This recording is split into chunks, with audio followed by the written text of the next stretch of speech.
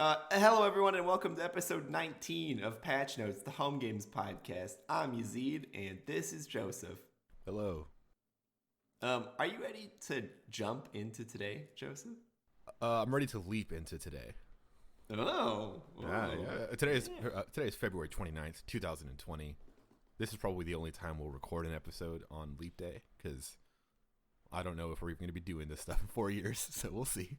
But I think the options are we will, or will one of us will be dead. So yeah, clearly those are the only options. Yeah, I mean both of us could be dead too. Yeah, at least one of us will be dead. At least exactly one of us will be dead. Grim start for this one. Yeah, it's off to a good start. What's happening, man? What's this week been like for you? We just spent 45 minutes talking about why this week was terrible for both of us.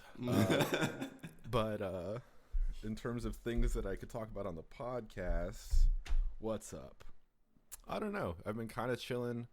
I watched quite a bit of Netflix stuff. I watched every Tom Segura special on Netflix based on your recommendation. And? I really liked it, all of it. Yes. One of them he actually recorded in Seattle. It was actually funny. There's a part where he just talks about it's like not being anyway, a lot of relatable content in there for me. Yeah. And, yeah, that dude's hilarious. I also watched something.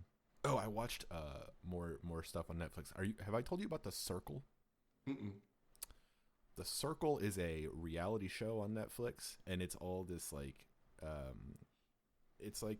don't know, it's a group of 8 people, and they get put into this hotel basically with their own individual rooms, and they're secluded from each other. They can't see each other, they don't meet each other, but they all interact with each other through this social media app called The Circle. It's a voice controlled thing, so you send messages to people through your voice, and big TV just shows you everybody's profile, and basically they vote each other out of the thing based off of their perception of each other, and then in the end there's a winner, right?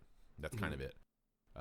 It's a garbage television show. It seems super fake and not believable. None of these people seem like people at all, except for 2 of them. Anyway, show's terrible. We watched the whole thing, and you should check it out. Do they have challenges or something, or what? Yeah, so it'll be let me think of one of the challenges. One of them was make a cake. Here's a picture of a cake. Everybody try to make it with these ingredients, and then post a picture up on the social media feed, and that whole thing. So you have your profile, everybody has a picture, and everybody has a description, and they all talk to each other and try to build relationships, but they're also kind of manipulating each other the whole time, because that's the whole point. And so yeah, but anyway, the challenges are make this cake and post a picture, and it's not about who made the best cake, it's just about what others think about the cake that you made. You know what I mean? It's all about the perception of the other people, and stuff like that. And I forget other challenges because they're all super lame. The show overall there's not a lot going on. It's just post a picture of yourself, and then everybody else is going to tell you what they think about that picture. Oh, you posted your picture, and this guy said you seem super fake. It's okay, great. That's the show. It's kind of terrible. This show seems like a really easy way for cyberbullies to get some advice, honestly.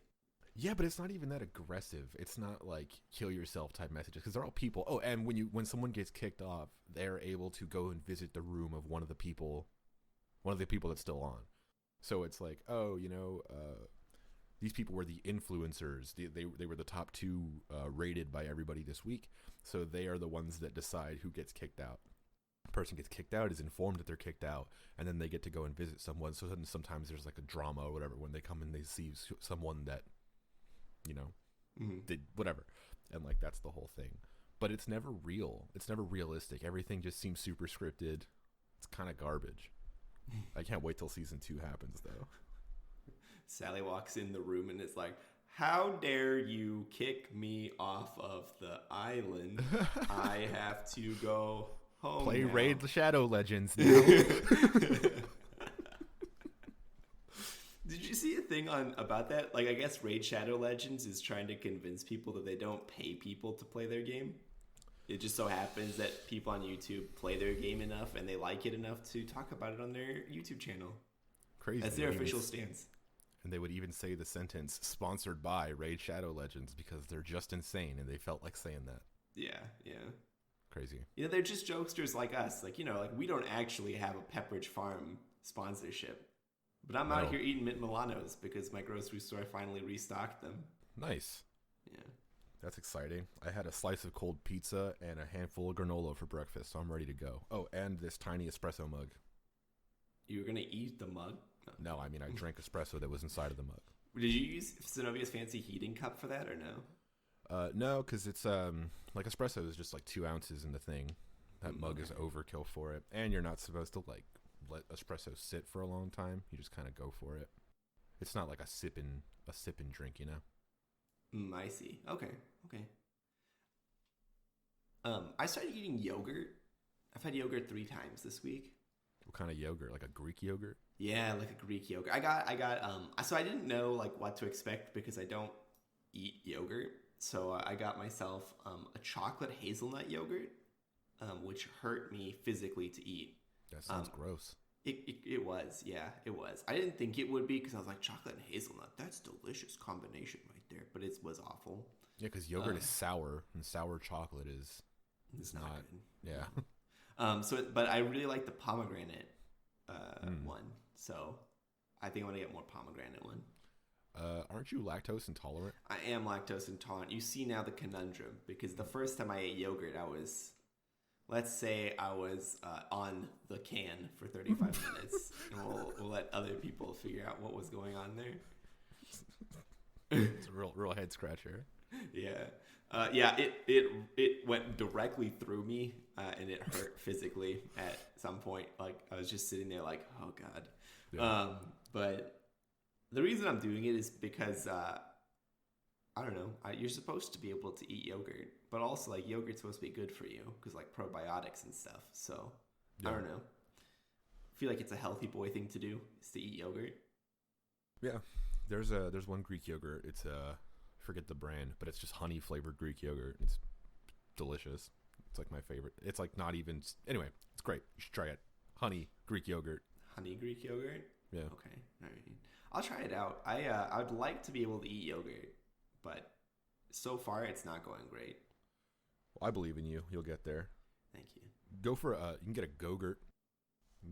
Kind of. The idea of like a grown adult eating a Go-Gurt is troubling to me for some reason. No, I get that. But if you were to give me like a frozen Go-Gurt right now, I'd be very excited. Oh, a Frogurt? I think that frozen yogurt's pretty good. I can eat frozen yogurt, but like not frozen yogurt it has like a sting to it, which I don't expect. Like it reminds me of eating like cranberries, like just whole raw cranberries. There's like a bite to it. Yeah. So I think I have to get used to that. I want to maybe try like pineapple yogurt. Maybe that would be good because I like pineapple a lot. That's where we differ. I think pineapple shouldn't exist. Pineapple's gross. How dare you? Except in Alex like that. Except in like a pineapple upside down cake. That's actually all right. But in any other context, pineapple doesn't belong. Not even also, like sorry, go ahead. No, I was gonna switch. I was gonna switch topics. Oh yeah, we can switch topics. Did you have a pineapple related topic? I was just gonna ask if you can eat pineapple straight up, like just straight cut up pineapple. Yeah, like I mean, if you gave me like a bowl of canned pineapple, like you take the canned pineapple, put that in a bowl, and gave me a fork, I would eat it. I would be confused as to why you did this, but I could eat that. But what I was gonna mention, I was pumped earlier this week because I checked our stats and we had our first ever listener who isn't in the US, and I was like very excited about that. But then I looked deeper into our stats and I'm fairly certain that person accidentally clicked on our podcast because they didn't listen to more than 60 seconds. So I was pumped and then very much not pumped. Oh, that's okay. But it's okay. Our stats still have more than one country. So yeah, We're basically worldwide now. We're worldwide now. That's right. Yeah. Home Games International. We're Pitbull himself. Yeah. That's exciting, man. I'm excited for us. Okay, so we got to incorporate Dale somewhere into our every episode. Dale? That's the Pitbull thing. He just says Dale, which is like let's go type thing. You know, I'm gonna be honest. I don't really know that much about Pitbull. I don't think a lot of people do. He's just like a mystery guy. He always looks the same. He's looked the same his entire career. He wears a suit and sunglasses, and he's bald, and he sounds the same. Yeah. He could have been made in a lab. I don't really know. Wouldn't that be a turn of events? Like, they literally made him to become Mr. Worldwide. And they told him, like, at birth, they're like, your name will be Pitbull. And he's like, my name will be Pitbull. And like, you will become Mr. Worldwide. And he was like, I will become Mr. Worldwide. What's his real name even? Armando Perez. That's like a fake name. That sounds like an author who doesn't speak Spanish came up with that name. Like, I don't know. What's a Spanish sounding name? Armando. What's a good last name for him? Perez? All right, there we go. Armando Perez. Yeah. He seems like a nice guy. Like, didn't he do like the Alaska thing? Like, where he flew out and did a concert in like Nowheresville, Alaska or something like that? Yeah, he did. It was like a big joke and big meme. And he was like, okay, but I'm still doing it though, which is pretty cool. And apparently like the entire population of that town in Alaska came out to see him, which is pretty cool. And his music isn't bad. I mean, it's like he gets a lot of people talk about Pitbull pretty negatively because he's a pop star or whatever, and like his music is kind of basic, but everybody likes basic pop music. That's true. Everyone should. I think people who don't, I can't trust. Yeah. Actually, I went and I had a Katy Perry. I realized I didn't have any Katy Perry songs on my Spotify playlist. Mm-hmm. We talked about it before, but I have one giant playlist with basically every song I listen to. Yeah. And realized I didn't have any Katy Perry. So I went through and I added basically like half of her discography onto my playlist. That's crazy. Rediscovered the hits. That's right. I think the newest song she put out that I really, really liked was Rise. Was your mic cut out? Rise, like the Olympics one that she did. Oh, I haven't paid any attention to what she's put out in the past. Like after Prism, I have no idea. But before that, that's true. And leading up to that, I'm down for it. Yeah. I have some stuff. For what's up. Yeah. So remember last week where I said that League of Legends was doing a tournament? Yeah. So we competed on Wednesday and we went 1-2, so we lost. And then we competed on Sunday and we went 3-0, and we won the whole thing. Yeah, we crushed. So is there any more? Like how did that work? So like I think that they're gonna do it like I think maybe once a month or like every they're gonna do it like once a month or like every so see my mic keeps cutting out. Like they're gonna do it once a month or like every so often. But yeah, so pretty much you play 3 games against people and like you know who you're gonna play against, and like you can figure out like what they play, and then you have to like pick and ban. So you ban the stuff that they're really good at, and you try to pick the stuff that you're really good at, but they're trying to ban the stuff that you're really good at. And so like then there's also like this, like that mind game, like where you're trying to like, okay, what are they really, really good at that we don't want to play against, that we need to get rid of? And then there's stuff that like, oh, they're like good with this stuff, but like we're probably gonna be able to beat them anyway. And so it was really fun because the other thing too is like both sides were pretty try hard, and there wasn't like any like talking between the teams either. So like both teams were just trying to play their game basically. Yeah. But they lost. Like everyone who played us on Sunday lost. Like they couldn't stack up. we're just a lot better. I mean, most of the people we're playing with have been playing now for like 10 years. Like literally, like since League has become a game they've been playing. So most of the people we were playing against were like probably pretty new to the game or something, and we'd been playing for like years, and some of that was together. So So you're going to keep playing, like you are progressing in the tournament still? No, so that's like the tournament is kind of like self-contained. So it's 3 best of ones. So you play like one game against this team, and if you win, you go to the next round. And if you win against that team, then you go to the finals. And if you win the finals, you get like the big prize. And so we won the big prize. Oh, it was just like free stuff in the game, but it's mostly like skins and stuff like that. So like I don't really care about it. Yeah. But it was a lot of fun. It was super cool. Nothing like having proof that you're better than someone at least something. Yeah, right. Well, it's like so some of the teams we played against, they had people who were ranked higher than us like last season. So one of the teams we played against had like 5 people who were in plat, and none of us on my team even saw plat. Most of them didn't even play last season at all. So Yeah. So it's kind of funny that like these people who were ranked really high last year are just getting blasted by a bunch of like I haven't played in like 2 years kinds of people. Yeah. So it really felt like it was good. The other thing too is like I got to be the shot caller. It's like I got to tell people like where to be on the map and stuff like that. Mm-hmm. So it felt really good to win because it was like I told them what to do to win. You know. Yeah. You led them to victory. Yeah. I got to be like leader boy. It was cool. I liked it a lot. I'm really stoked for when they do it again, and I think everyone else who's on the team is also really stoked for it. Nice.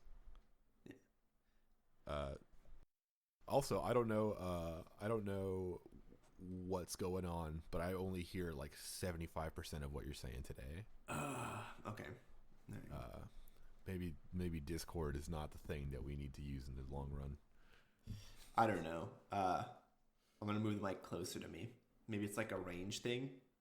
I don't know because it comes through clear. I don't know if it's a volume thing. Like it just cuts. It just hard cuts, and it's not like I get pieces in the middle of it. It just goes away for a time, and then I don't know. Dude, that's super weird. It makes recording a podcast very difficult. Yeah. All right. Luckily, next week is in person, right? Should be. We're going to be in Tucson, and we're going to be very busy. A lot of stuff is going to be happening, but we'll find time somewhere in there to record in person. Yes. That'll be the big episode 2.0. Woo. Even though this is technically our 20th episode, which I think is pretty crazy. That is pretty crazy. That means we've been doing this for 20 weeks.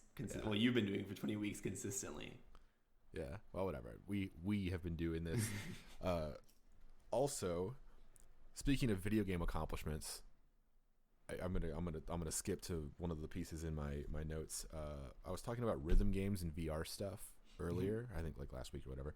And I was talking about Pistol Whip. That game's cool and all. I also found a game called Audica, which is made by Harmonix, who were the people that made like the original Guitar Hero, the original Rock Band, the original Dance Central, all these like really good games. And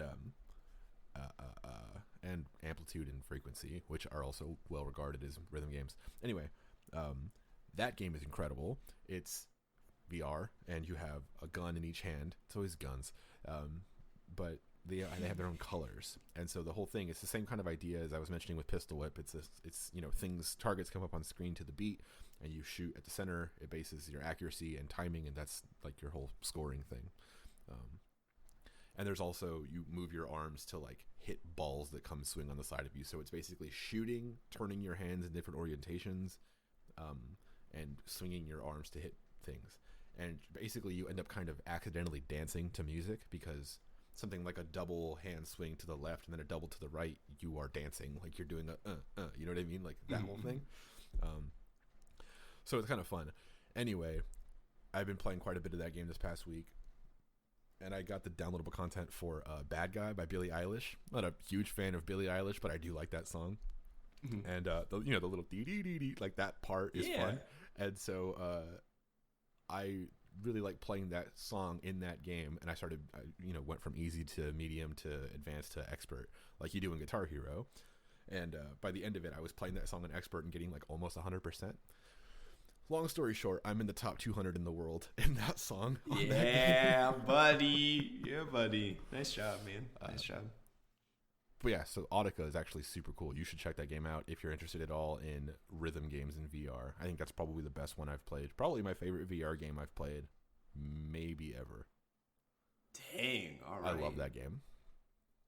I'll check it out. I still have not set up my VR thing, but I need to set it up and like experience it before Alex comes out.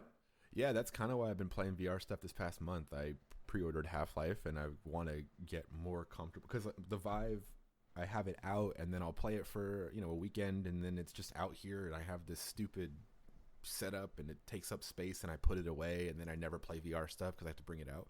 So I'm trying to make it more of a permanent part of my video game setup to make it more normal to play Half-Life. So yeah, yeah, that makes sense. But yeah, Audica, fantastic game. Exotica. I'll try it out because that I do want to play that because the other game I'm really looking forward to is Doom, the new Doom, which is next month, which is like tomorrow. So Yeah, it's gonna come out like, super soon here. I think HalfLife and Doom come out within like a week of each other, maybe the same day.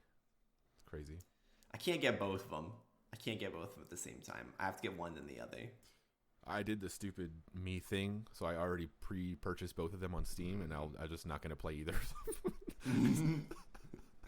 No, dude, I'm super hyped up. I love Doom. Somebody like on Reddit, there's like that circle jerk around Doom being like XD, like the best game ever. But like it is super fun to play. And they are right that like Doom makes you feel like you're the boss with the music and everything's coming at you, but you're like the dude who's going to ruin everyone's day. Yeah. And I love it. It just feels so nice. See, I love the 2016 Doom, and I've, played the original Doom and all that kind of stuff. I don't have that kind of a love for Doom. I actually didn't even know there was a circle jerk about it, but I can see it. But I don't know. I'm just kind of generally pumped for the next one. I'm not like super hyped though. I mean, it's just another Doom game, It's just shooting guys and they explode. It's kind of cool, but That's true. I like it because it's fun. Like it's just something that like I know that we've talked about this I think like every week for the last like 5 weeks, but it's like a good way to turn your brain off.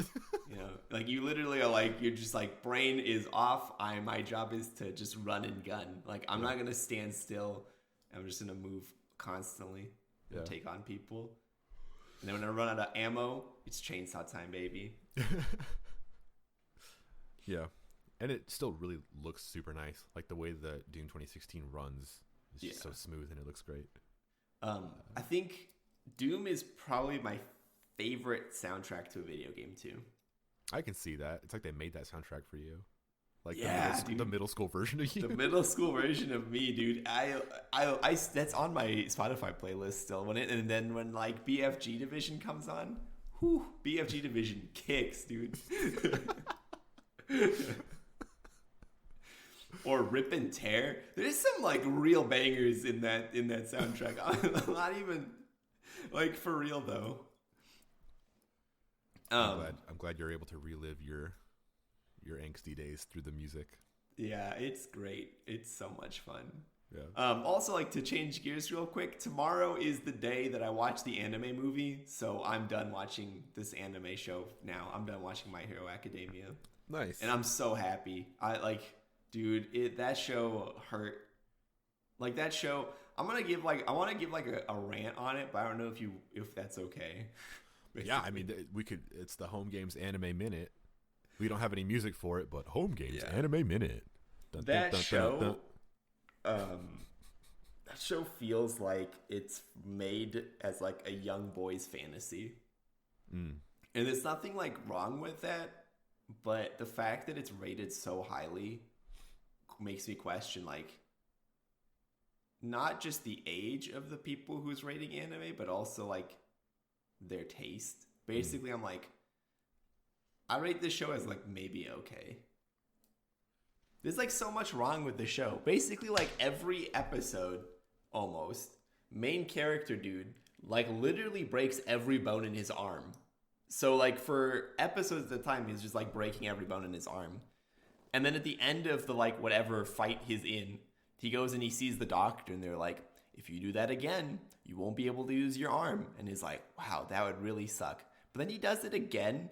And then every time the doctor's like, if you do it again, blah, blah, blah, blah, blah. And it's just like, if every episode ends the exact same way, what's the point, dude? Like, it just feels like that show gives no, like, consequences to the main character at all. And the other part of that show that I really don't like is they made you feel like sympathetic to a crazy person, which in and of itself is not wrong, but it weakens the position of like 4 or 5 other main characters in that show because you're supposed to be sympathetic to that one character. Because this villain character is basically like, if you're a hero, you shouldn't be paid to do your work. But there's like 4 people in the universe who are like, I like money, therefore I'm going to become a hero. And it's just like, so then they aren't heroes because, but anyway. Wouldn't show's that be not like great. Your worldview, though? I mean, what if that's the the thing, you know? It's about capitalism or something. You know what I mean? I don't know. You know what? The actual interesting part of that show is the way they portray like how media and stuff can affect your view of things. Mm-hmm. So like in the beginning, the media is like all about how great the heroes are, but like at the point of the story where I'm at right now, the media is like kind of against the heroes, and a lot of the public is like turning against them. So it's kind of interesting, actually. Like that part is kind of cool, but and like the other thing is like it's interesting because like objectively, you know, like as an outsider, like of course these heroes are making things better, because without those heroes, you guys would be getting like rolled by these supervillains. Yeah. But in universe, it feels a lot like some of the people are just not getting it. So I kind of like that. It's like The Incredibles. Yeah. Like that was all, like, yeah, but Incredibles is well done. Like Incredibles isn't like a power trip for like a 15-year-old boy, basically. No, yeah, I'm just saying that thing is in The Incredibles. So, I mean, it's not like super crazy. That's a Disney movie from 15 years ago. Yeah, that's the thing, is like this show feels like a watered down version of The Incredibles, but spread out like really long. So like I have to watch a lot of episodes to get like the same amount of character development that was in The Incredibles, which was like an hour and a half long movie. Well, anyway, show's not great, and I wonder sometimes if people who like anime a lot just don't understand what good is. I kind of am curious. I mean, I still have only seen the first episode of that. But I want to know, because I don't really agree with you a lot on TV show opinions. Yeah, so I might love this. There's a really strong possibility that you might, but there's also a strong possibility that you won't like it for the same reasons that like I don't like it. It's also a huge time investment. Like I'm not saying I'll watch the whole show because that seems insane, but I would like to see why it sucks for you. Yeah, it's not great. It's really not great. My anime minute contribution is that I haven't watched any new episodes. I still want to watch that show I mentioned last week that I forget the name of, but I have not made any progress there. We'll report back though. I asked Zenobia if she wanted to watch it with me, and she's just like, "That's anime, right?" And I was like, "Yeah." And she's like, "No." It's like, "But yeah," but then I told her the whole thing I told you last week, like why I think it's funny, that whole first episode, the whole premise of the show, and she's like, "Okay," but like. It's still anime though, so absolutely not. So I don't think she's on board with any of this. Well, she likes foreign movies though, doesn't she? Like she'll watch like other movies from other languages. Yeah, but not like not animated. Not a cartoon. Yeah, she doesn't even like animated stuff in general. Like I think she'll watch South Park with me every now and then. Oh yeah, Disney. But I mean not Disney animation. You know what I mean? Like Oh, and Rick and Morty. Actually, that's not true. She likes Steven Universe too. Maybe, I don't know. She just doesn't like Japanese animation. I don't know. There's nothing wrong with that. Yeah. Like we watched a few episodes of Dragon Ball, like OG Dragon Ball. She seemed kind of into it. She's technically anime. I don't know. I don't want to trick her into watching anime, so I'll just watch it alone. That's true. Well, I was going to say, like, Dragon Ball is definitely, like, old enough that it's influenced a lot of TV shows and stuff, like, in the West. So... I could definitely see some of it being like it's thematically similar to things you've seen. I don't know. I'm not into anime on the level where I like have that thing where I force anime upon others. I'm not there yet. I'll get there though. Don't worry. I hope you don't. I hope you don't. Going door to door. Oh my God! Speaking of door to door, someone rang my doorbell yesterday morning at 7 a.m. At 7 a.m., someone rang my doorbell. I was like, nothing good happens from a 7 a.m. doorbell ring, you know? Yeah. What did they want? Did you see? No, I didn't even get out of bed. I was like, if it's a murderer, they can get in here the old-fashioned way and kill me themselves. I ain't getting up that early because I have to go to work in like an hour. I have to get ready for work in like an hour. I need to figure it out. Well, you're not up at 7 a.m. on work days? No, dude. I wake up at 8 a.m. on work days. God, you live a life of luxury. I live the life of a single boy who lives very close to work. Oh yeah, that's true. I used to live across the street from my work, and I would wake up at like 8:45 and be at work at 9. It was great. Yeah, dude. It is great. Yeah, you wake up at like 8 a.m. and you're like, oh, well, I guess, I'll get in a little early today, Yeah. Well, yeah, when I did that, I was still there before all my coworkers. And they were just like, "Oh, sat in traffic for an hour and a half." And I'm just like, "Oh, cool." Like I was asleep 30 minutes ago.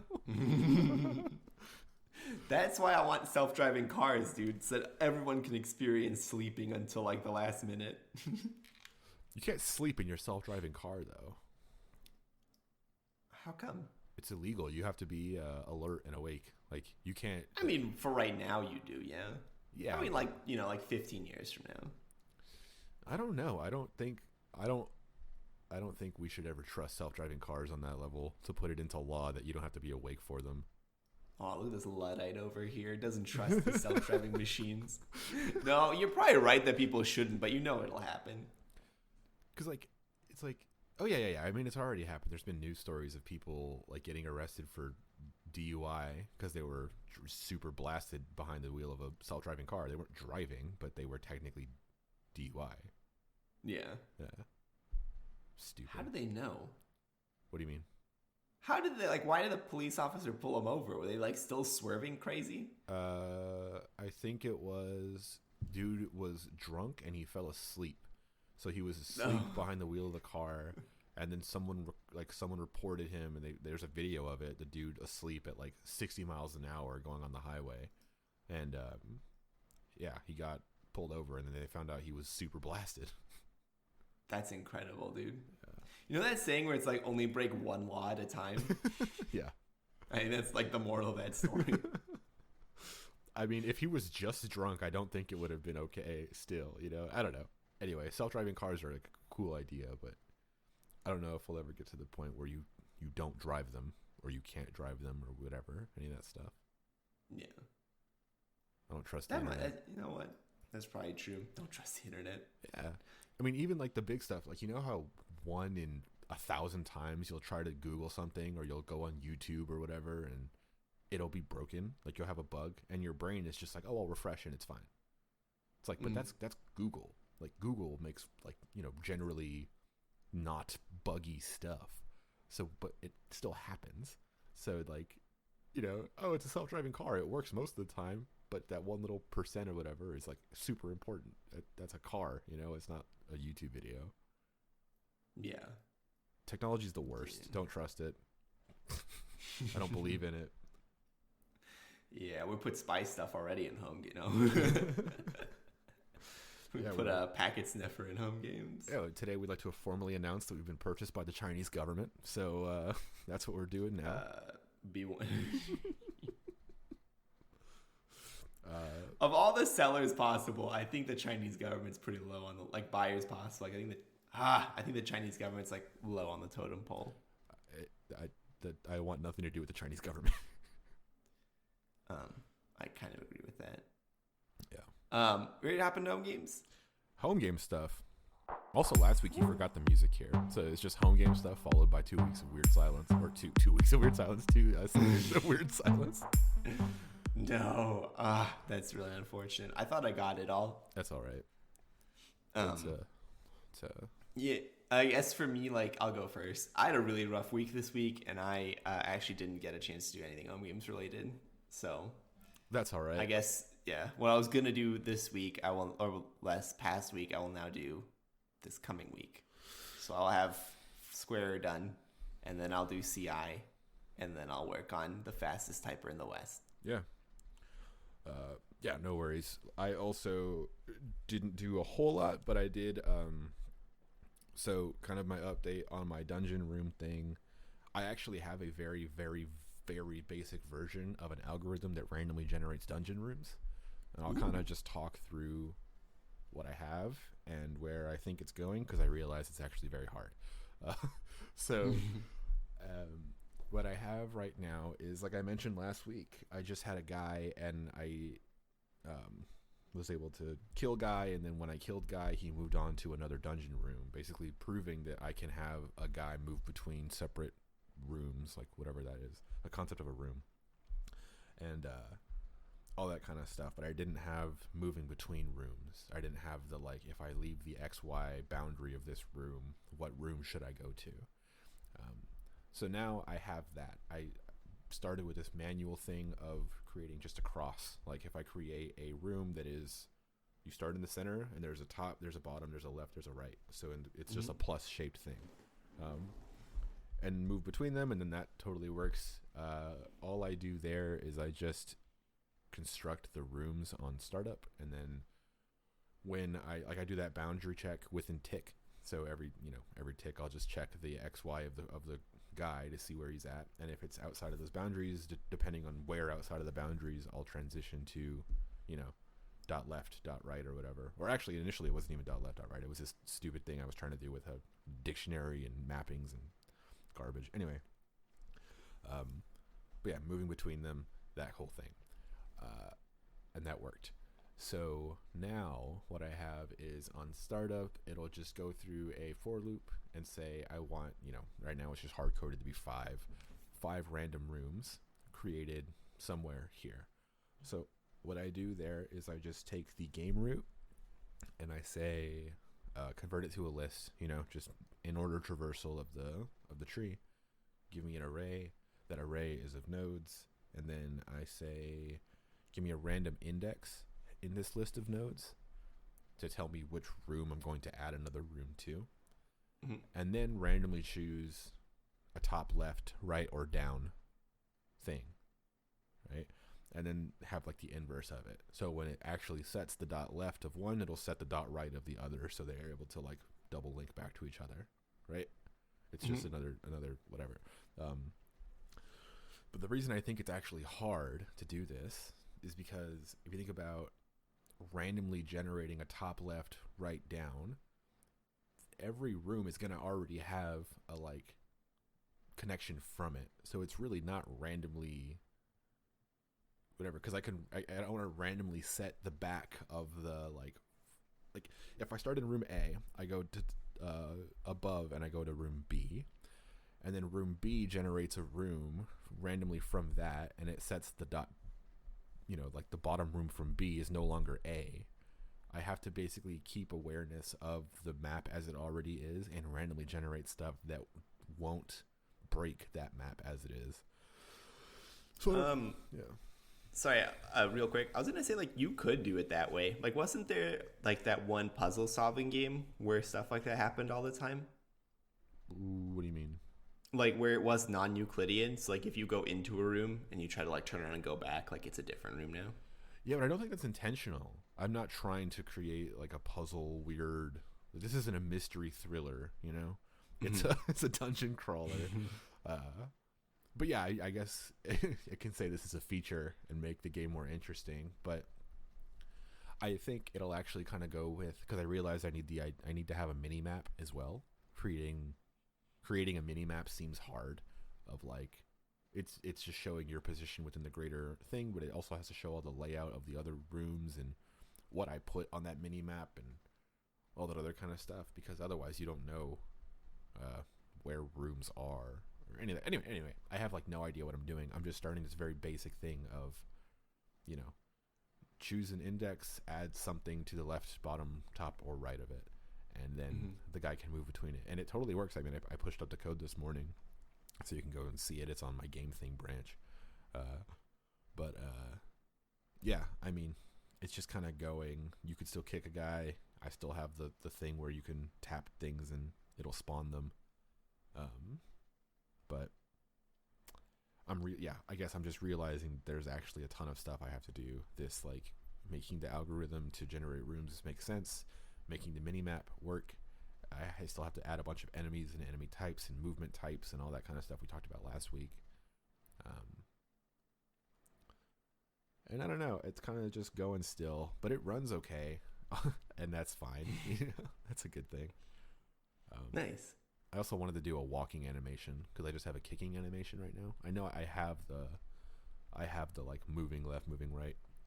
I just haven't actually implemented them yet, and I think because up to this point all the animations have been super basic, but I'm gonna run into some kind of trickery when I have to transition between them a lot, and there's a lot of them, and based on input and position and state and all this other kind of stuff, it'll be kind of crazy.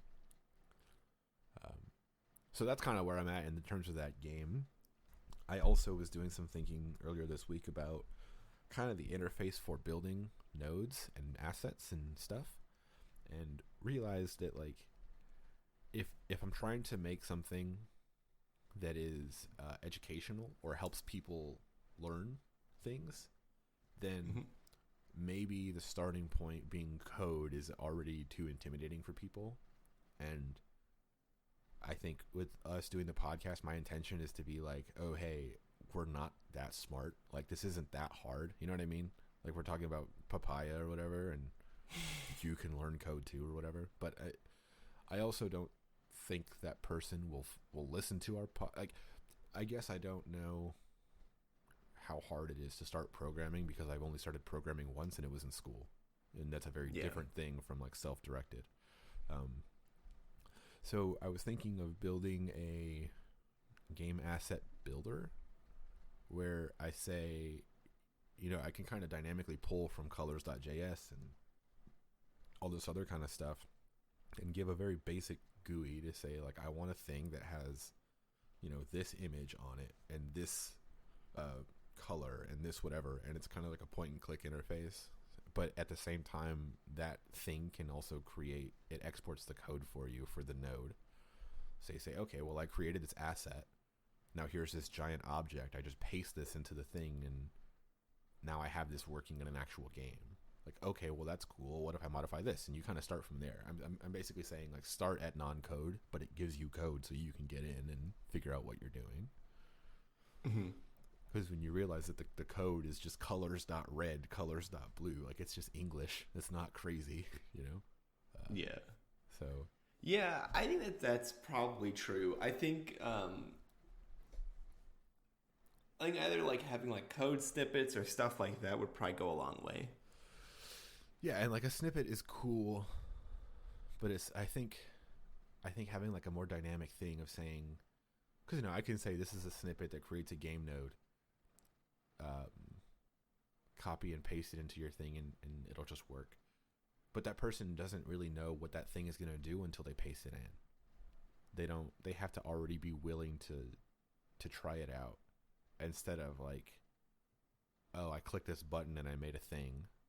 This thing is on the screen and it gave me code so I can put this thing I made into something. You know, giving them like the agency or whatever. Because I guess I'm just trying to make sure that someone starts off hyped and they don't lose it when they realize that programming isn't the easiest thing in the world. Yeah. I mean, I think to some extent that's just going to be difficult because programming is quite difficult. And like learning it is learning like how to think differently. There's definitely like a mentality to writing code that most people won't have out the gate.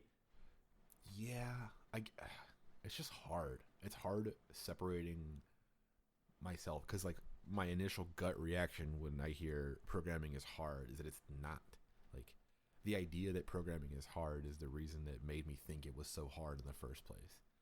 Like the thing with Brendan that time when I got super pissed because he kept telling me that recursion in assembly was just recursion, it's because I was under the assumption that it was harder than that. And I was like stressing myself out because I thought I was missing something. But really, it was just recursion. Like, like red-faced, sweaty me 5 years ago could not comprehend that. You know? Yeah. I don't mean that it's hard mechanic. I think a lot of the difficulty with learning how to program is just separating your thought process out from the computer's like very strict like one thing at a time thought process. Like the computer is going to do exactly what you tell it to do, not what you want it to do. You know what I mean? Like, and I think that's difficult for a lot of people to grasp out of the gate because like, well, I don't know, I told it to like turn on, but it didn't turn on, and it's like, yeah, but you told it to turn on like after this other thing, and like that other thing prevents it from turning on. It's like that's like, you know what I mean? Like it's just like going from like, oh, your mental, like your natural state of how you think about things to like step 1, step 2, step 3, step 4, and like your whole life becomes step 1, step 2, step 3 before. Like, you know what I mean? Like like when you're coding, like that just becomes your day to day, and you just fall so naturally into it. That's like part of the groove, you know? Yeah, I know what you mean. I think I think home games is interesting because it kind of keeps you away from a lot of that stuff. Mm-hmm. You don't really have to know anything about it. It's just like, here's kind of some boilerplate stuff that sets up a very basic thing. You can read, kind of just like reading with the words, it all kind of makes sense of what's doing what. I don't understand half of this. I don't understand what this for let I equals thing is, but I understand that this thing says it's a game and this thing says it's red. And when I run this command that they told me to run, I have a red screen that says game on it. That's something. And like, you know, I'm not saying that anybody, like, not everybody needs to learn how to write code. I don't think that's true at all. But like, you know, I think people who do want to write code, there's a lot of people who would if they just had to get over the initial hurdle. And I want to make that initial hurdle as low as possible. Because, yeah, like, it is hard, but it's actually super not. And when you realize it's not hard.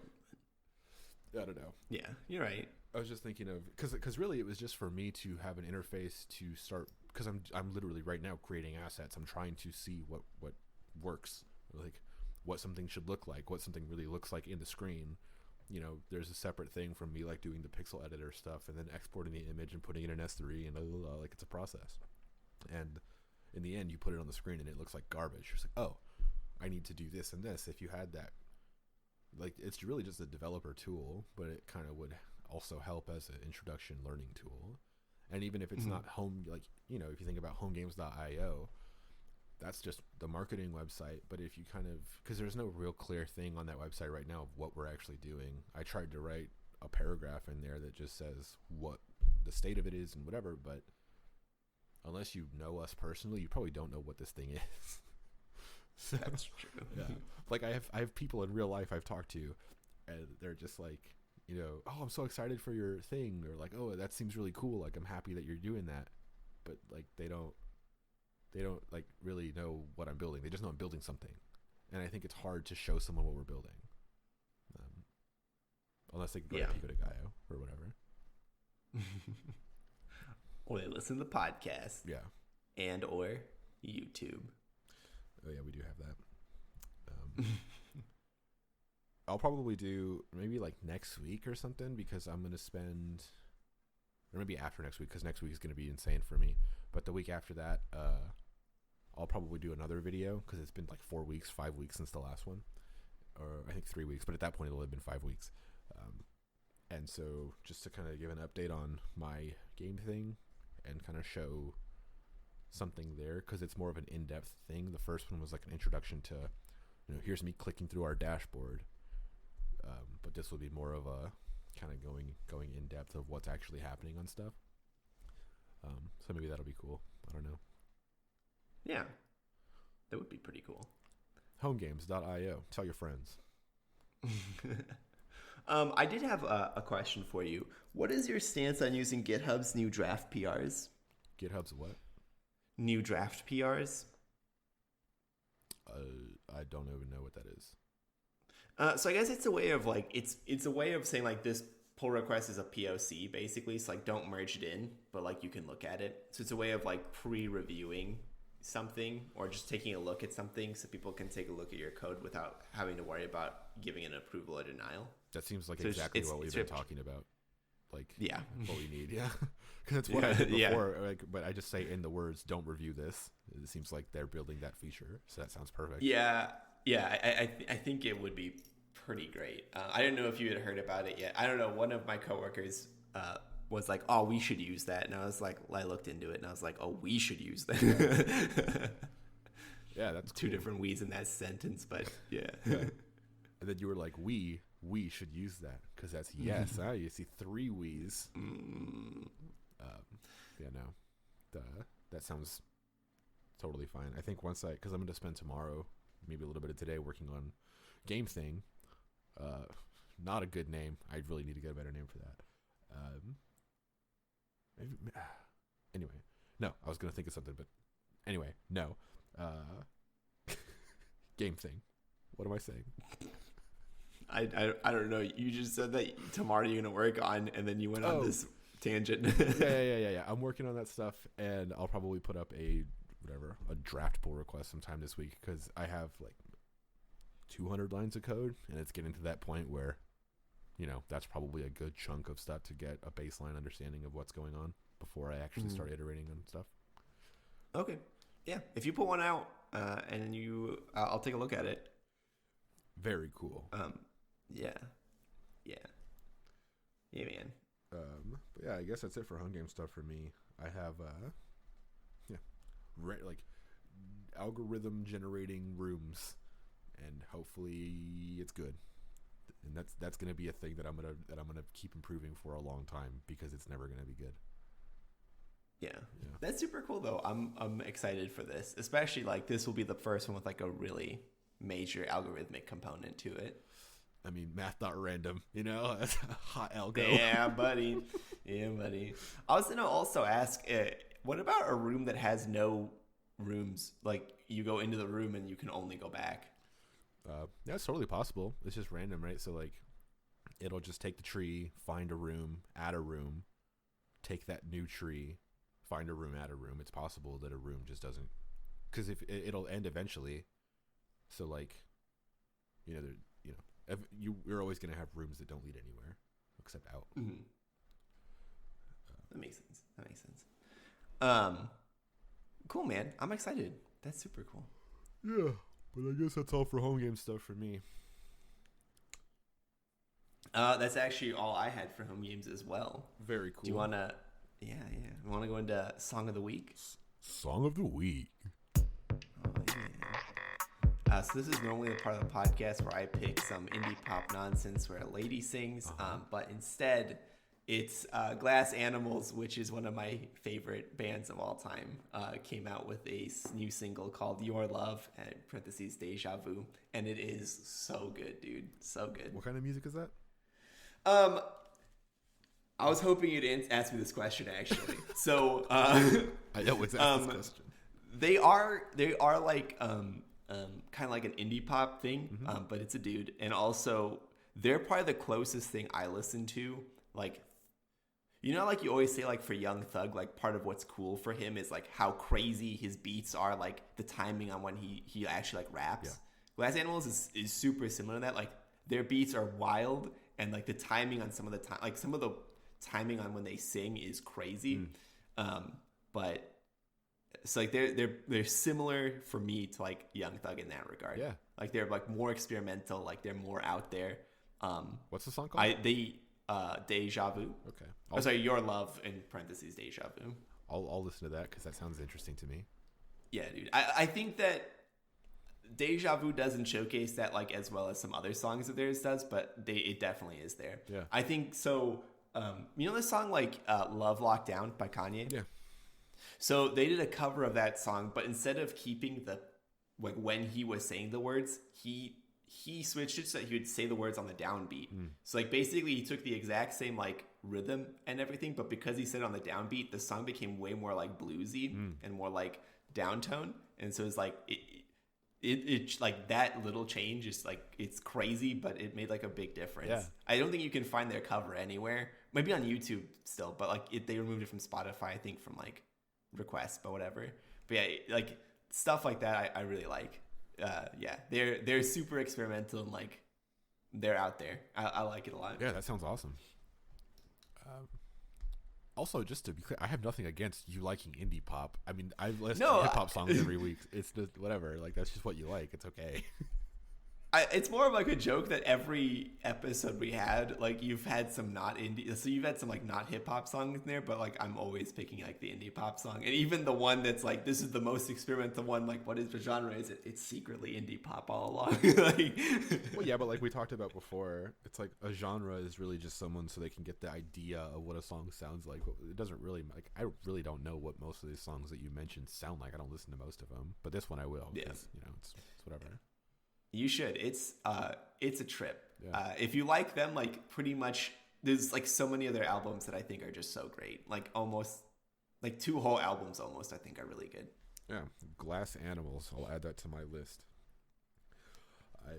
Just before this podcast, I listened to the new Lil Baby album. Do you know who Lil Baby is? I didn't know there was somebody called Lil Baby. There's a guy named Lil Baby. So Young Thug has a record label called YSL Records. He has another guy named Gunna signed to YSL Records. Gunna is like a sleepy Young Thug. Same kind of flows, same kind of style, but he doesn't go as wild as Young Thug. He's like a sleepy Young Thug. Lil Baby is like a whiny, like a auto-tune whiny Young Thug. Lil Baby is not signed to YSL. He's just like part of the group, but he's not actually. Anyway, whole thing. He's like Young Thug type rapper is my point. Just like every other rapper these days, because Young Thug's the GOAT. But anyway, Lil Baby. This album's pretty good, but my song of the week is not that. My song of the week is Love by Kid Cudi, who's also the GOAT. Because Love is a song that is not on Spotify. It's too hot for Spotify. I think it's on SoundCloud. Kid Cudi just uploaded it to SoundCloud. It's a few years old, but it's one of my favorite songs ever. And I'm wearing this hoodie that is it's a Kid Cudi hoodie that is in promotion for his new album that's coming out this year. So I've been kind of in a his new album's all about love. So it made me go back and listen to his song Love and realize that's probably one of the best songs of all time. And everybody. Do you think it'll be on the album? I don't think so, because it came out literal years ago, like 4 years ago. It seems weird to put it on an album, but if he does, that's great. But it's really good. Nice. Yeah. You know, I'm excited, man. I know how much you love Kid Cudi. In all of the stories, the hero gets lonely, Yazeed. You know? Is that a line from there? Yeah. Whole song is about, it's like optimism, despite the negativity of like things. The chorus is, don't be so down. Come on, young homie. You'll be okay. You'll find real love. Ooh, yeah. I like that. Yeah. Anyway, great song. I love Kid Cudi so much. He's like the best famous person ever. I love that guy. But yeah, song of the week, Love by Kid Cudi. Nice. Okay. All right. He's also got a Netflix show coming out to go along with his album. Yeah. He's doing like, big. Is it you're gonna like follow him as he puts out the album, or like what is it gonna be about? I think it's an animated show that has stuff like following the themes of his album, and the album is all about love. Like the back of this hoodie, it says that they. Anyway, I'll show you. Anyway, whatever. There's words. There's a bunch of words. Yeah. It just says love will blank us all, and then like a whole thing of words. So it's like love will help us all, love will hurt us all, love will heal us all, love will find us all. It's this whole thing, but the whole thing is about love. So it's super cool. Mm-hmm. Kid Cudi, best man alive. Get hype. That's super cool. Yeah. Are you gonna watch the show like as it comes out? No doubt. Or like, do you know? Is it gonna come out like an episode a week, or are they just gonna put like the whole show out? Like at once. I don't know. I actually have no idea. I just know he's doing a show. He's also going to be in a new season of Westworld and a bunch of other stuff. He's just like really going for it. It's all over the place. Is that good for him? What do you mean? Didn't he get like super popular, but then he had like a breakdown or something because he couldn't handle it? Yeah, but that was like it was a whole other thing. Like he was just on doing crazy drugs and dealing with stress and pressure of like getting famous and all that other kind of stuff. And he talked about how his whole thing was that he realized he was like getting a bunch of money and being like, you know, getting super well off and all this kind of stuff, while others that he knew from back home were not, and it felt unfair or whatever. He just had like a bunch of stuff going on, and the copious amounts of drugs did not help. So I think he's just generally in a better place now, because he's not, you know, he's not as popular as he used to be. He's not as famous as he used to be, but he's got that kind of like just like silent legend status in hip hop. Like everybody knows Kid Cudi, and people who love hip hop like super respect Kid Cudi, but he's not like day and night Kid Cudi anymore, you know? Mm-hmm. So I don't know. I'm just happy for him. He seems happier these days than he used to be. That's good. Yeah. I'm glad to hear that he's not gonna he's not in that place that he was. Yeah, all those years ago. I mean, like listen to Man on the Moon 2, the whole album front to back, and then listen to his most recent album, Passion, Pain, and Demon Slaying. It's like listen, or if you want, it's like a sample. Listen to Don't Play This Song by Kid Cudi, and then listen to Surfin' by Kid Cudi. It's like complete. I like Surfing by Kid Cudi. Yeah. I like Surfing. You showed me that one like literally years ago. Yeah, I'm just saying in a general sense, those songs are polar opposites of each other. I can believe that. Yeah. And like Day and Night to Surfing's a huge difference too. Yeah, Day and Night is like kind of a sad boy pop song. But Man on the Moon 2, he just like took a turn. He's like, oh yeah, you kind of like it when I'm moody and like rappy moody. Well, how about if I'm just like depressed rappy moody, like the next level? It's also crazy because this year is going to be the 10-year anniversary of Man on the Moon 2.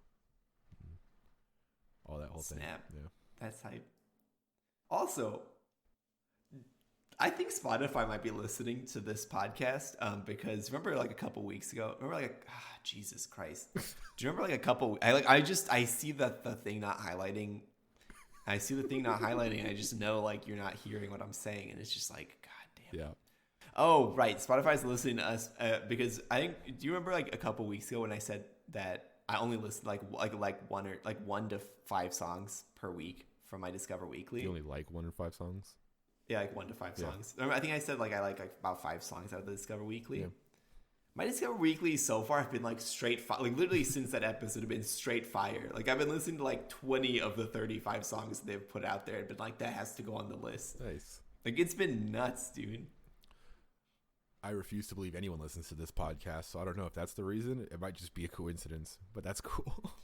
It probably is a coincidence, but I like to believe that Spotify itself, like the company, listens to this podcast and they're like, we got to make this guy's Discover Weekly better. Yeah. I mean, really though.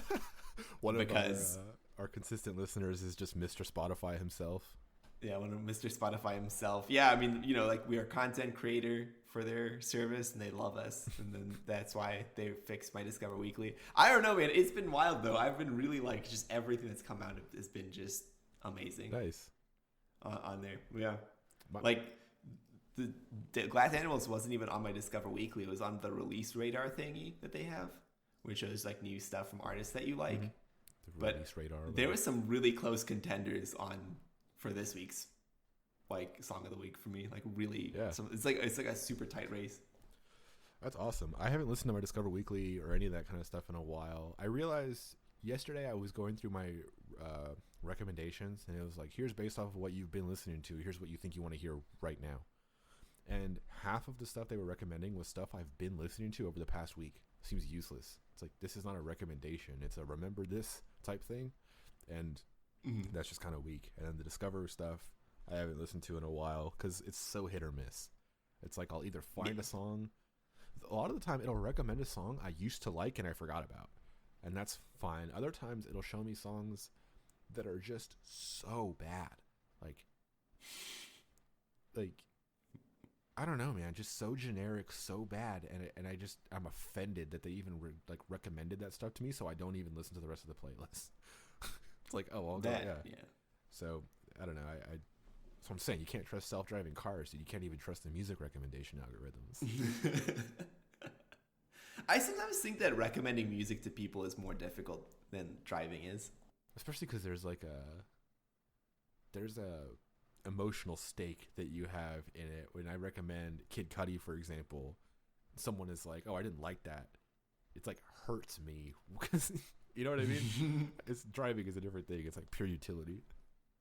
Yeah. I was also going to say, like, you could recommend the correct song for somebody. Like, they would like that song, but if they're not in the right mental for that song, like, they're not going to like it, and you're just going to fall flat. That's true. So I kind of wonder sometimes if like the Discover Weekly isn't wrong. It's just like you're not in the right mental space for it. It's for a different version of you. Yeah, it's for a different version of you. Maybe like a happier version, like a sadder version. Yeah. And it really just depends. I don't know. That'd be a fun experiment. I don't know. This week's Spotify playlist has been a lot of like folky music, and I've been really liking it, dude. Really liking it. More folksy, which is funny because also like a couple episodes ago we talked about country, and although like I don't get country recommendation, I definitely get the like there's like some indie folk. Yeah, like you're starting to get closer to that country area. You know? Yeah, I wonder if there's like a crossover point where when you've liked enough folk music, they're like, all right, let's try like some bluegrass, and then eventually they're like, and then we got him with the country music, some Garth Brooks. Yeah.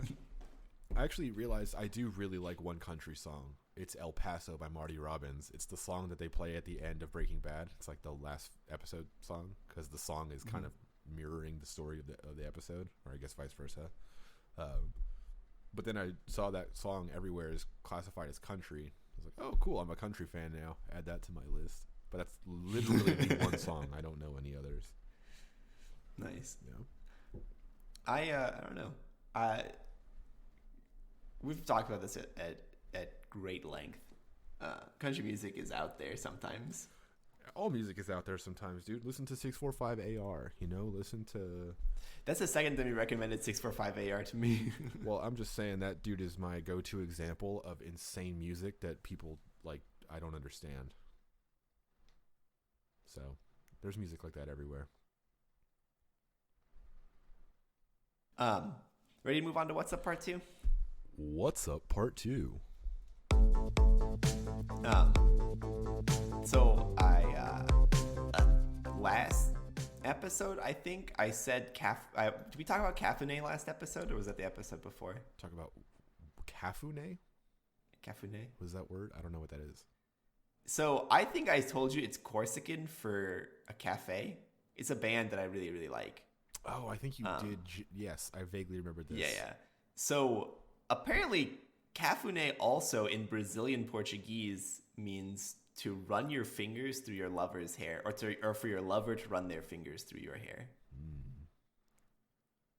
So that's like a pretty wide array of possibilities. But to cafuné in Brazilian Portuguese is that, which really changes the dynamic of what that band's name means to me. Is there like a definitive answer for what their name actually means to?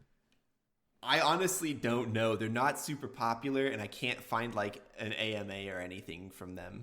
So I think I will have to go to New York City and go to one of their concerts and pay enough money to do like a hang out with the band afterwards and then ask them, like, what is the name of your band? That's a lot of commitment. You're kind of, it's on some level, that's music journalism, hard pivot from programming.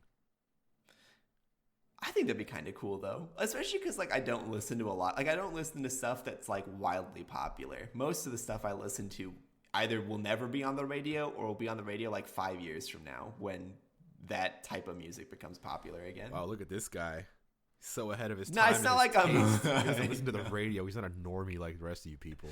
Well, I don't listen to the radio because I don't like ads specifically. I would listen to the radio if it was only radio, but I don't, because the last thing I want to know about is like literally anything about ads. I don't like ads at all. Ads are actually, I realized, because when we moved out here, listening to the radio actually brought me to, on some level, like to the local, what's happening with people. Because if you don't listen to the radio, you just hear music and you just hear whatever. But like local news and local radio telling you about just simple things like this road is going to be closed this day, traffic sucks today like it always does, or anything. But like hearing people that you don't know in the same place that you live talking about stuff is actually super helpful for like feeling like you live in a place. So I agree with you, but actually sometimes ads, even if for like a local law firm, is like, yeah, I live here. You know what I mean? It's kind of that's probably true. Yeah. Like when you put it like that makes sense. Yeah. But I don't. I'd rather just listen to my music, honestly. Oh yeah, I mean now I'm not. I'm not arguing that ads are always a good thing. I always want to hear them. I'm just like feeling like moving out here initially is very isolating. It's like I don't know anybody out here. I don't know whatever. But like simple things like watching the local news and seeing local ads for, there's like one of the Seahawks is in one of the ads and it was for some like plumbing company or whatever. And it's just like people don't see this ad unless they live here, and that's kind of cool. You know what I mean? Like it's, on some level, it's local culture. Ad localization. Yeah. I don't know. I think radio ads are probably more likely to have that than internet ads anyway. Yeah, because internet ads are very general. It's like, check out product. Go to Google and look up, or whatever. Like, it's all just data about you on the internet, which is not super localized. Yeah. Unless it's like, you know, one of those things where they're clearly just taking the city name as a variable in some string template thing that they have in the ad. It's like, hey, Seattle, are you interested in coffee? Like, that's what I get all the time. There's a coffee delivery service, and it's like, even in all caps, it says Seattle. It's like, you can tell. You know what I mean? Like, Yeah. this is garbage. I mean, even the hot singles in your area ads do a better job of making you feel like that one's actually localized to you. Yeah. I don't know. I actually was just talking to a person, one of my friends / coworkers, and he was basically saying that he doesn't like how ads are becoming integrated into content, and how it's like, if you're a content creator and you're marketing something, because you know how modern YouTube advertising is all done within the actual content and not ads, because people have ad blockers. So Yep. yeah, that's the whole thing. And he was just saying how he really fundamentally disagrees with that whole idea. I actually don't agree with him on that. I think ads being integrated into content is actually totally fine as long as it's honest. You know what I mean? Being like, for example, if I subscribe to a service, if I'm eating this granola on my thing, and then whoever makes this granola is like, hey, do you want to just like tell people you made that granola or like you ate that granola? I don't think that's a bad thing as long as I'm honest about it. I'm not lying to people. But ads in general, like if you don't actually eat that granola, but you eat like a different brand of granola. Exactly. Yeah, I think lying to people. You don't want prop granola. Yeah, but I mean, like, people have to make money, you know. This thing doesn't make money, and we don't have to make money with it. I'm just saying, in general, people have to make money, and advertising in an entertaining way. Like, there's a guy I watch on YouTube, and he's kind of hit or miss for me in terms of his content, but his YouTube name is Trap Lord Ross. His whole thing is he just does these videos about, you know, famous people, like all rappers and stuff, but or stories in hip hop, or, you know, how this guy got in a fight with this guy type stories. Is, you know, just storytelling after research. But he does these things where he'll be sponsored by someone, and then he'll make a rap where he does this like super corny rap about his sponsor, and it seems like way too much work, but it's actually like respectable that he does that. You know, it takes a lot of time to do something like that, and like, he's getting paid for it. Like, why not? It's entertaining still, and you can always just like skip right through it, I guess, which I do sometimes because it's kind of cringy, but you know what I mean? Like, I don't disagree with that, I guess. Yeah. Ads are cool. Actually, one of the content creators I follow also used to do that, where they would have like they had a sponsor, but they didn't do, I don't think they did like ads. Just like at the start of their podcast, the dude would just do like a little skit about their sponsor. Yeah. And it was actually like really, like, he put a lot of work in, and it was super funny every time. Yeah. It's like he literally would spend like a week writing like a skit to do for this podcast, and then every time it was like a hit, and it was so funny. Yeah. And it does create like to the point that there's literally a compilation of all of his skits. So like literally it's just a compilation of ads from him, and that's good content right there. Yeah, but then that creates a weird thing where like you are the vehicle for the ad, and so you become the ad, and it's this weird thing of like, well, what if the granola company, I realize I don't like them in a week, then there is this video of me out here like rapping about Quaker. You know what I mean? It's a weird line. That is true. Separating the you from the ad when you create the ad as a part of you. You know what I mean? You know what? Like, I think that there's probably some like psychological thing where because you're getting paid to like something, you're more likely to like it. And so you just become like a lifetime user of it because you're getting paid to like it, basically. Yeah. And I think that's why I'm saying if I'm eating this granola already, then I'm okay with that. You know what I don't know. It's a weird thing. I'm not saying we'll ever have ads for this show. I'm just saying that's like my general outlook on it. Yeah. So anyway, Raid Shadow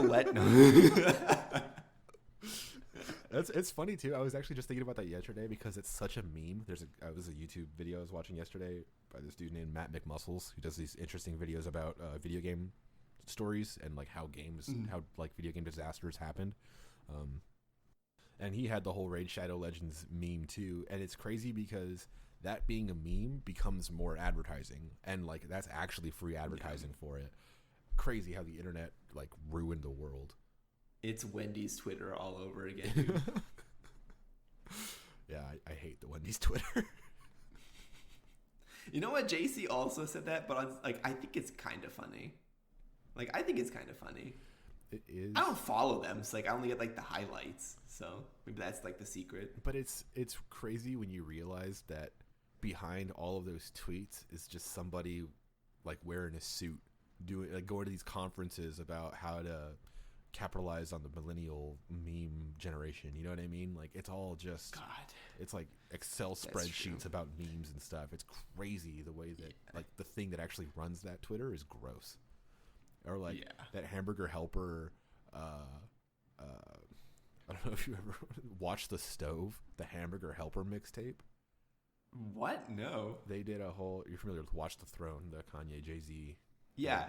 I love that. Yeah, so they did the Hamburger Helper put out a dumb fake mixtape like for April Fools called Watch the Stove with like, you know, references in hip hop to like cooking, whatever. It's all about drugs and like drug dealing and whatever. But in this, it was all about making Hamburger Helper, like whipping up in the kitchen, like, you know what I mean, like that kind of stuff. That sounds kind of cute. Yeah. But I mean, like a marketing team wearing button-ups in a boardroom decided to make a hip-hop mixtape about cooking Hamburger Helper.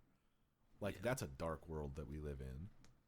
That is a dark world we live in, but on like from an outsider's perspective, just hearing that story, it's like that's actually kind of cute. Like, you know, like that's kind of like turning something that's like this is like being about being hard into like let's make dinner.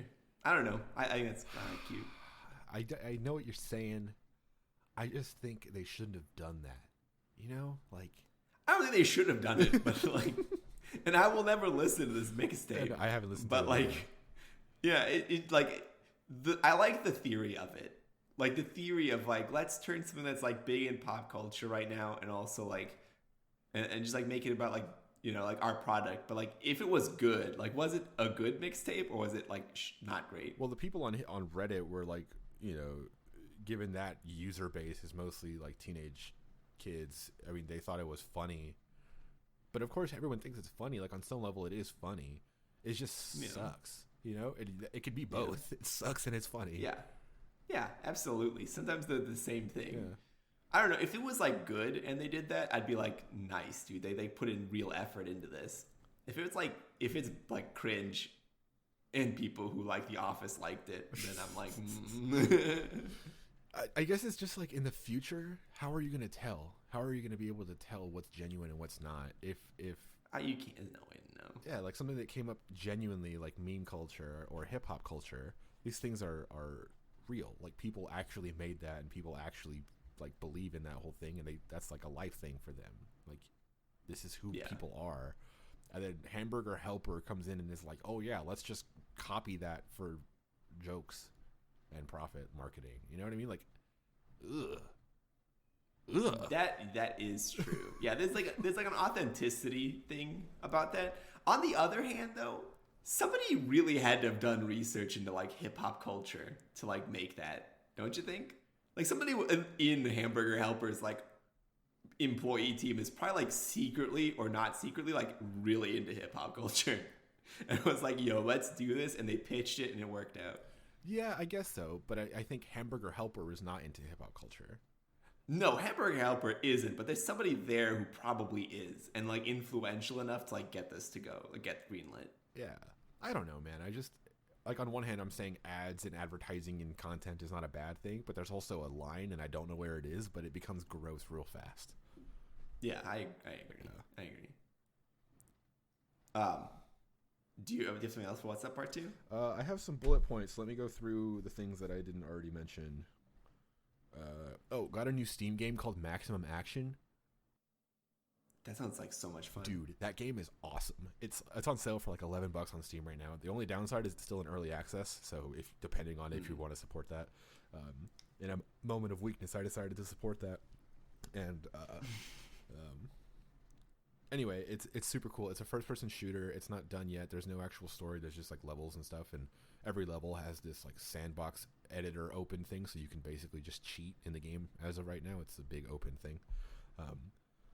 But the actual shooting is so good. Like, it feels correct. There's a slow-mo button, and you can dual wield, and it doesn't matter like what you're carrying in each hand. You can have like 2 AK-47s or whatever. Dude, the game is called Maximum Action, and that's the whole point. It was like you just run around, you shoot stuff, it goes slow-mo, but the actual like core gameplay is so good. And hopefully they finish that game, but it ends up being, continuing to be great. But that game is really awesome. I just wanted to mention that on the podcast. There's no achievements yet, and it's not done yet, so I'm not going to play it anymore. But my 15 minutes that I did spend with it, I think is super cool.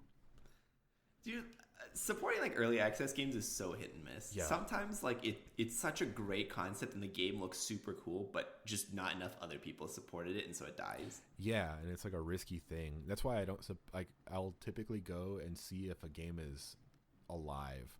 There's been some stuff that Steam recommends to me, and I'm like, oh wow, this looks really great, but the last update was 2 years ago. Like, this game is dead, and that whole thing. But typically, when I'm buying an early access game, I'll just look at reviews and how recent they are, and then also the updates and how recent they are, and kind of a timeline on whatever, like when the game is going to be finished and stuff like that. Because I mean, home games, what we're doing right now is early access. It's just there's no money involved, so it feels better. Yeah, if there's no money involved, we're basically just having an open beta. So yeah.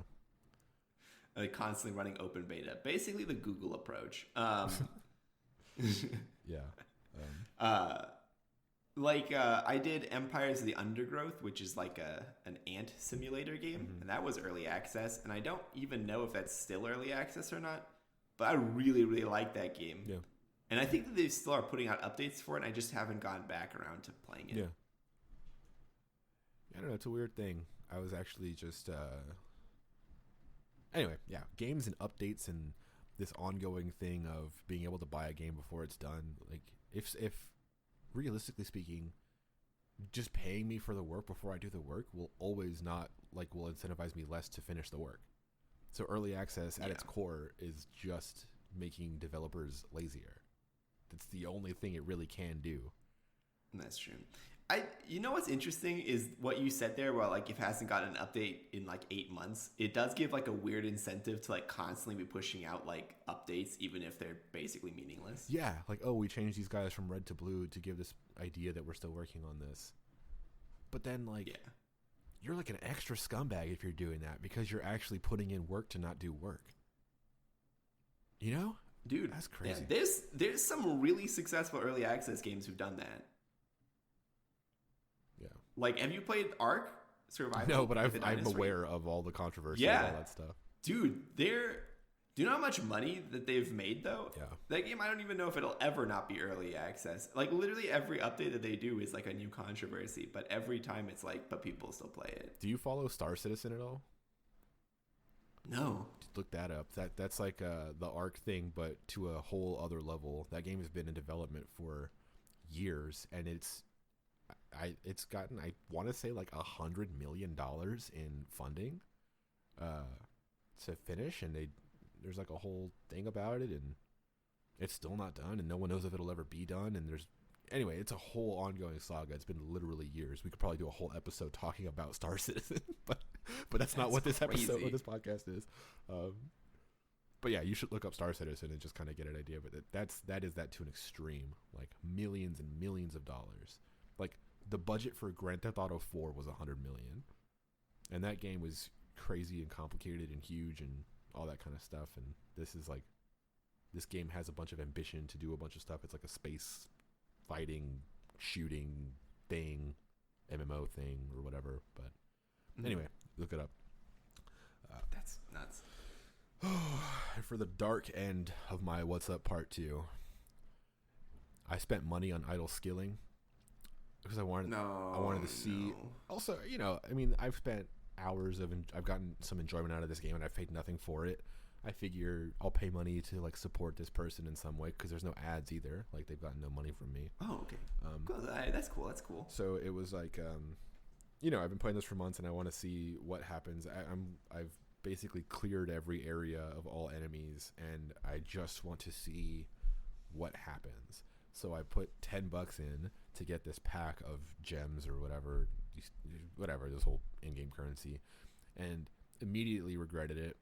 And because it gave me nothing, it gave me like 8 hours of time progression in the game or whatever, and some other stuff. But I don't know. That game I've hit like a wall with it where I'm just kind of waiting to see what happens because I've cleared out everything that's obvious for me. Everything else is just like I could wait, by my calculations, like 4 days to see what this menu unlocks, but where does this end? I kind of just want to see where it ends, but I also really want to stop playing it. So I don't know. I mean, does it require active play, or could you just check in like 4 days from now and take a look? I could check in 4 days from now, but that's kind of what I mean. Where does it end? Like, am I just going to check it, hit another button, and then 4 days from then be like, yep, doing it again? Like, that just doesn't seem correct for me to do with my life, Yeah. So I might uninstall that, or I might go deeper into the rabbit hole. We'll see. One or the other. That's my problem with games that are very heavy on the grind, where at a certain point you're like, am I grinding for like an end goal, or am I just grinding to grind? That's the whole genre of idle games, is there is no real gameplay. It's just cooldowns and numbers. Because at its core, idle games are just RPGs without the game. They're just RP. Yeah. It's just sometimes not even the R, they just be. Yeah. Or like even before all that like all this modern stuff, there was like Progress Quest, I think is what it was. And it was just an RPG where it just constantly gave you the XP and you leveled up, but you didn't really do anything. And people still play them because it's like the part of your brain that enjoys RPGs really just enjoys the numbers and progression. The game of like Skyrim is decent enough to keep you playing, but what you're interested in is making your skills go up. I can see that. Yeah. I don't know, man. Games are weird. Idle games are weirder. Games started in like the same spot, and then it's just exploded since then. What do you mean started in the same spot? Like, I'm sure you could track all games down to like the original game, and then they've since just gone wild. Space War, whatever the first game was. Yeah. I think it's one of those things where like the old man mentality of like every generation always has the thing of, man, the generation after me won't appreciate this. They have it worse, and that sucks for them because they don't know what this was. My thing was better. And when you start to have that sort of mindset, it's easy to think like, well, every generation has this. I'm just falling into that thing. But I would argue that like video games these days, like the mindset that creates video games these days is like objectively worse than the mindset that created games 20 years ago. Like the thing that created Ratchet and Clank is objectively better than the thing that creates, I don't know any specific game that I would think is whatever, but like the general thing of microtransactions and just trying to squeeze profit out of everything. Your goal is not fun anymore. No, that's true. So it's hard for me to like wrestle with this idea of being old or being right. which one am I? I wonder sometimes if like kids who grew up in this like microtransaction era are going to actually be way smarter about not doing microtransactions as they get older. I don't know, because kids don't like that kid. If they're just asking their mom or whatever for $5-10, like they don't even know. They don't even see the cash. Like when you're getting an allowance or whatever as a kid, it's like, well, I made $5 this week from cleaning the house. I can spend this $5 on candy or whatever. I have this $5. If you just go and ask your mom if you can hit the button, you don't even know what the money is. That's true. But I feel like as they get older, they like start to realize like, this is not fun. And they're just like sinking money into this. But I don't think like that it has to happen at some point. I don't know, man. It just seems... I mean, like, I think, yeah, on some level, being exposed to it at a younger age will make you think about it more as you get older, but I don't know if kids spending money on games to get more something makes them realize that money exists. Like, to understand the weight of money, because there's no... The whole thing with games is that it's just so fast. Like, you just hit a button, you get the skin. You hit a button, you get the weapon or whatever. It's like the connection to real world currency doesn't really exist, I think, for a lot of kids. That's probably true, but I definitely feel like you can learn from playing video games though. Like, I learned how to read a map from playing World of Warcraft. Like, and how to like not like make money, but like the value of money from playing World of Warcraft. Yeah, but then the value of money is so subjective. Like, if I am a kid and I value my time at nothing because I have a limited time, and I play this game and I realize that, oh, instead of getting 250 headshots, I can pay $10 for this skin. So, okay, $10 in terms of value is about 250 headshots. Well, a headshot's a click. Like, you know what I mean? It's hard to know what $10 is really worth if you're in that kind of a thing, because the game values that at whatever it is in the game. It depends on the game. You could find some garbage game out there that will sell you $100 gem pack that you can blow in 5 minutes. Like, that is true. You know what? You might be right, because in World of Warcraft, it was really playing World of Warcraft. It was really easy to be like, well, if I grind this thing for like an hour, I'll get this much money. Therefore, like, I'm basically just calculating my hourly wages. Mm-hmm. So, hourly employee, when I'm playing a video game, it's like that. I don't know. Like, that taught me something. Yeah. I wonder if it'll be different. Because I've noticed that, like, in a lot of modern day games, there isn't a like in-game currency anymore. There's like a currency that you can buy. I don't know. That's like the sucky part. I don't know. I think eventually kids do grow up and they do get smarter. No doubt. Each generation. Hey. So I wonder if like what they'll unleash on the world. Yeah, I'm not saying this because technically like it's our fault that those microtransactions are happening. We can't even look at another like set of people and be like it's them. It's like, nah, those people who are making those games are probably like around our age. Yeah. Maybe like a little bit older, like a little bit younger. Yeah, but I think the people that are directing the development, like the people that are coming up with the idea that you should, as a business, prioritize microtransactions over game sales, I don't think that comes from people like us. I think that comes from like a generation above us who was in the marketing thing, and and then people like us become. I'm not saying that there are no millennials at all in this process. I'm just saying, I think because people were managing game companies before we even existed. Like, people managed the company that made Ratchet and Clank. People managed like whatever.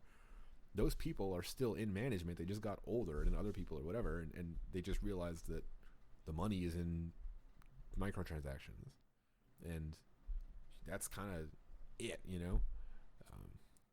I don't know. Yeah. It's a tough thing. You know what? I'm gonna be honest. I'd rather video games got more expensive than $60 a pop than microtransactions. That's probably not even like a.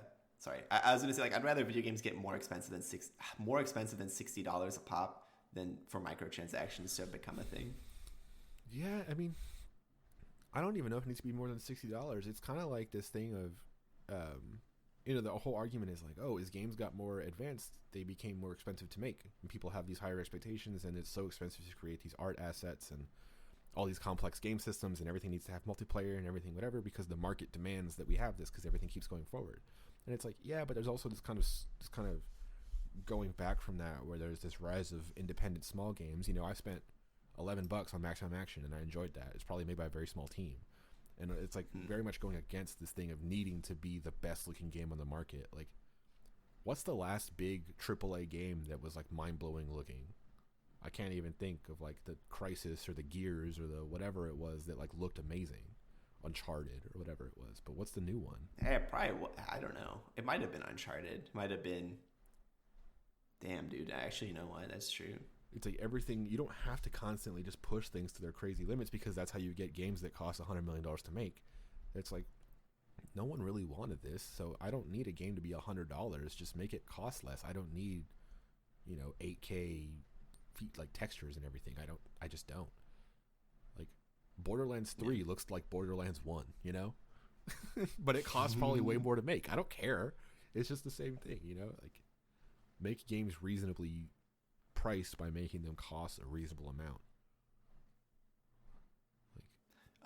I I definitely agree with that. Also, interesting. I wonder if having indie companies make it where big companies like can't make it anymore will have like an effect on the market in the next few years. Well, it's kind of already the thing where it's like, I don't work in the game industry, so I don't really know what things are like, but just kind of hearing, like the Giant Bombcast and kind of what their general kind of view of it is that with games being so expensive to make, you have to take fewer risks because you can't risk losing $80 million or whatever.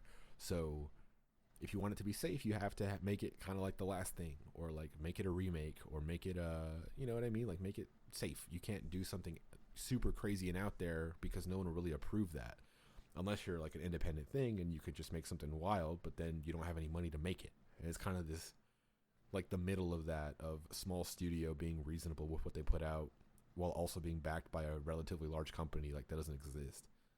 Like THQ doesn't really, like Saints Row, all that kind of stuff wasn't like next level game changing video games. It was just kind of a middling GTA clone, but it was awesome. Yeah, it is true. That's true. I don't know, man. Me neither. Like the weird way the market works, I'd have no clue about. I would like to see games get wild again, though. Like just games that are like out there that completely like blow down the current like status quo. Because the other thing right now is it feels like every game that comes out wants to be an esport. Like even the new Call of Duty was like, and now we're gonna also have like an esport scene for it. So like a circuit and stuff, and it's just like. And all that's just pushing because you want to get the marketing of an esport event around your game. You want to have the longevity of people that like. You don't really care about esports. You care about longevity of your product. Yeah, that is the part that kind of sucks. Because then you look at like CS:GO and Valve, and like Valve does very little for like Valve does pretty much nothing for CS:GO except for like an update every now and again. But that scene is still like $multi-million, like massive. Yeah. And it naturally happened. People were into Counter-Strike before CS:GO, like people playing 1.6 or whatever competitively, and like for a long time, and it naturally grew this esports thing. But if you like, there's Evolve. You remember that game Evolve, the Left 4 Dead type game? Wasn't that like not Terraria? We used to play it in the computer lab. No, that was Tremulous.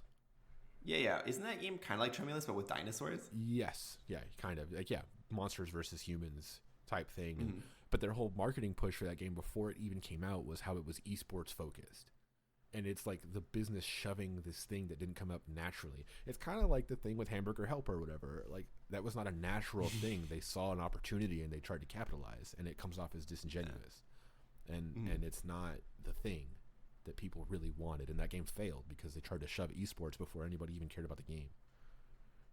So yeah, you gotta get people interested in the game first. That's step one. Like I think the strategy should just be to hope for esports to come out of your thing. Make your game good enough to make people want to play it competitively, and give them the opportunity to do that. But don't be like, hey, try to play ranked. Dude, I don't think that that's gonna happen again. Yeah. I think that the last games that successfully did that would have been like League of Legends and Dota 2. And I think that every game since then has just been like, you see how great, like how much success those two games got? Like we got to do the same thing. And so they try to push like the esports, like even like Overwatch League, like Overwatch has an esports scene. I watch the esports scene. I have jerseys for the teams, but like Overwatch is nowhere near as popular as League of Legends is, I don't think. Yeah, but yeah. I guess I'm just saying games these days, this is my old man thing. I'm saying games these days don't do what I want them to do. Games these days will always focus on that kind of stuff, and it's just like I just want Ratchet and Clank going commando, but like good, like new good. I just want fun games that aren't crazy. Yeah. But I don't know, man. Complaining about the new things makes me feel old. Yeah, very old. I don't really have any. I don't really have anything else. We should just end it right there. That's the end of the episode. Yeah, no, I also don't have anything, so I think we're gonna wrap it up. Are we wrapping it up? We're wrapping it up. Am I wrapping it up? You wrapping it up? I can wrap it up. Wrap it up. Thanks everybody for listening. Next week it'll be an in-person episode. Next week it'll be an in-person episode that won't be on Leap Day, which means that this audio issue will not exist. because God, is it frustrating to see the little green box around my name not light up when I'm talking. Anyway, thanks for listening, everyone. Check us out on Twitter at HomeGamesIO. Yeah? Yes, HomeGamesIO. Or on YouTube at HomeGames on YouTube. I don't think we have like an actual channel URL. I just searched Home Games. I don't know. I'll have to figure that out. That's probably not a good thing to say. Search Home Games. I don't know. Go to homegames.io. Go to and if you haven't found this podcast, I don't know how you're listening. So figure that one out. You can always email us. Oh yeah, we can do that too. I still don't check my email. Joseph probably still checks his regularly, so email him specifically. I mean, I've received, or even better, email Synovia. Honestly, we'll see if she's reading her emails. I know for a fact neither of them have set up their emails still, and no one has ever emailed me, I don't think, except for I think a spam message once. So I just stopped mentioning that we have email addresses. They're on the website, but whatever. But check us out on Twitter. It's where we post most of our stuff anyway. There's also a subreddit, which I don't think anyone posts on, but I follow. Yeah, there's a subreddit. Yep, no content on any of these things. Just follow us on all of it, though. Yep, just follow us across the board. Yep. All right, everyone. Thanks for listening. Catch you all next week. Bye-bye. Thank you.